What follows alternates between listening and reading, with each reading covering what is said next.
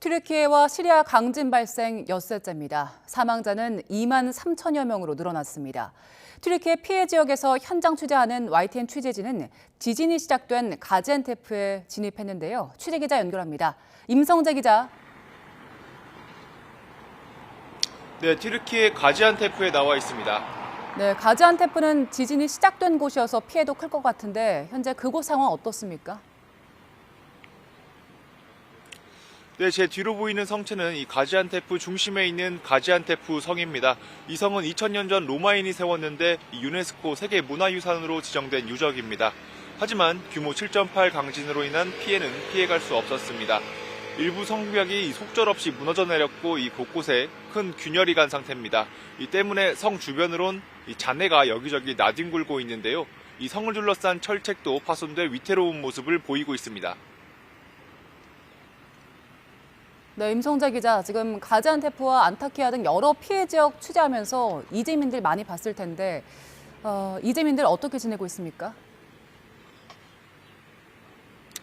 네, 이곳 가지안테프 도심으로 진입하면서도 이 길가에 불을 피우고 앉아있는 이재민들을 볼 수 있었습니다. 이 지진 피해 지역인 동남부 지역에선 이제 익숙한 모습이 됐습니다. 이 어느 도시를 가더라도 이 공터에는 텐트촌이 설치됐고 이 식수나 음식 등 구호물자를 받으려고 줄을 선 이재민들도 어렵지 않게 볼 수 있습니다. 이 살고 있던 집이 완전히 붕괴되지 않았더라도 이 금이 가거나 기울어진 경우가 많기 때문에 이 전기나 수도가 끊겨 사실상 생활이 어렵습니다. 이 추가 붕괴 위험이 상당히 커서 이 동남부 지역을 빠져나가려는 차량 행렬도 깁니다. 이 취재진도 남부 안타키아에서 같은 피해 지역인 가지안테프로 이동하는데도 이 상당한 시간이 소요됐는데요.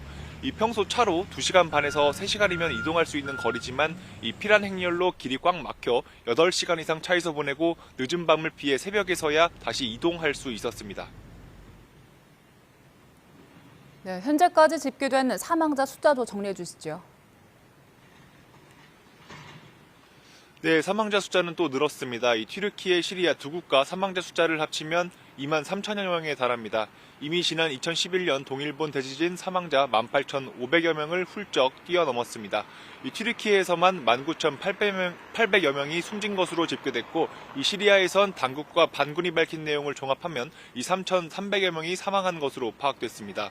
이 최초 지진 발생 이후 엿새째지만 피해 지역이 어느 한 도시에 국한되지 않고 이 동남부 지역 대부분이다 보니 이 수색 작업을 하면서 사망자가 더 늘어나는 겁니다. 이 튀르키예 현지에선 이 붕괴된 건물에 갇혀 있는 사람이 20만 명에 달할 것이라는 추산도 나오고 있는데요. 미국 지질조사국은 이번 지진 사망자가 10만 명을 넘길 확률이 24%나 된다고 추정했습니다. 지금까지 튀르키예 가지안테프에서 YTN 임성재입니다.